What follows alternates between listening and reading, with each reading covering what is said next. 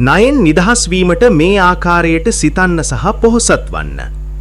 බොහෝ අය ණයෙන් නිදහස් වී ධනවත් සාමකාමී ජීවිතයක් ගත කිරීමට සිහින දකිති.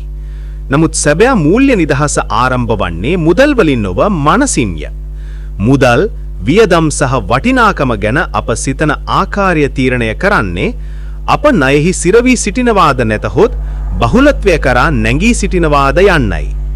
ඔබට ණයෙන් නිදහස් වී පොහොසත් වීමට අවශ්‍ය නම් ඔබ මුලින්ම ඔබ සිතන ආකාරය වෙනස් කළ යුතුය. පළමු පියවර වන්නේ පාරිභෝගිකයෙකු ලෙස සිටීම නවතා ආයෝජකයෙකු ලෙස සිටීම ආරම්භ කිරීමයි. පාරිභෝගිකයෙකු සෑම විටම වියදම් කිරීම කෙරෙහි අවධානය යොමු කරයි. తాවකාලික තෘප්තිය සඳහා දේවල් මිලදී ගැනීම. අනික් අතට ආයෝජකයෙකු අස්සන්නේ මේ වටිනාකමක් ගෙන දෙයිද නැතහොත් ප්‍රතිලාභයක් ගෙන දෙයිද.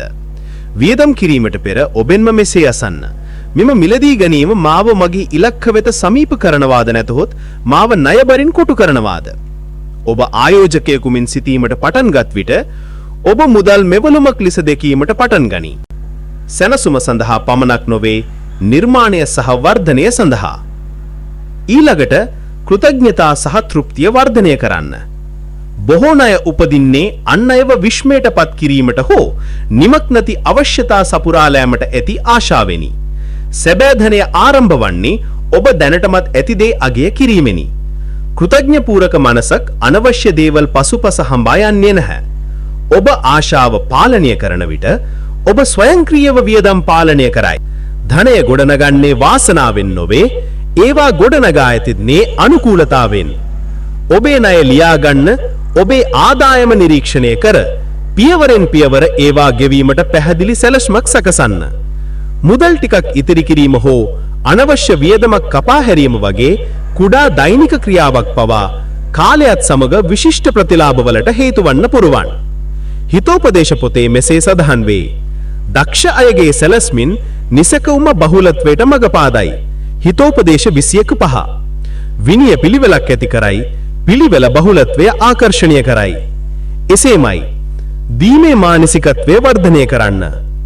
ඒ අමුතු දෙයක් ලෙස පෙනෙනුවට හැකි නමුත් ත්‍යාගශීලීත්වය හිඟකමට ඇති බය බිඳ දමයි.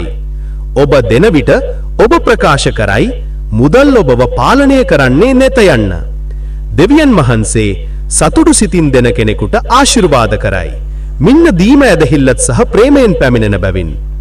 ඔබේ හදවත කෑදරිකමෙන් නිදහස් වූ විට ඔබේ දේයත් මැතව වූ නැටියත. අවසානයේදී බහුලත්වයේ දුර්ශමාන කර ඇදහිල්ලෙන් ක්‍රියා කරන්න. ඔබට ණයෙන් නිදහස්ව ජීවත් වන්න පුළුවන් බව විශ්වාස කරන්න. ඔබේ මුදල් සම්බන්ධයෙන් බලාපොරොත්තුවේ වචන කතා කරන්න. හැම උදෑයක්කම තහවුරු කරන්න. මම මුදල් සමග ප්‍රඥාවන්තයි. මම බහුලත්වයෙන් ජීවත් වන්නේ. මම ණයෙන් නිදහස් යන්න. මනස යථාර්ථය හැඩගැහෙවයි. ඔබ පොහොසත් ලෙස සිතන විට, ප්‍රඥාවන්තව ක්‍රියා කරන විට සහ දිව්‍ය මඟ පෙන්වීම කෙරෙහි විශ්වාස තබන විට අවස්ථා පෙනෙන්නට පටන් ගනී.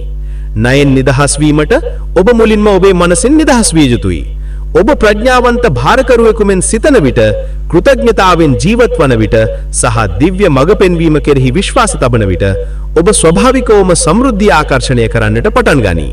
ධනය ප්‍රඥාව අනුගමනය කරයි. අදම ඔබේ සිතුවිලි වෙනස් කරන්න.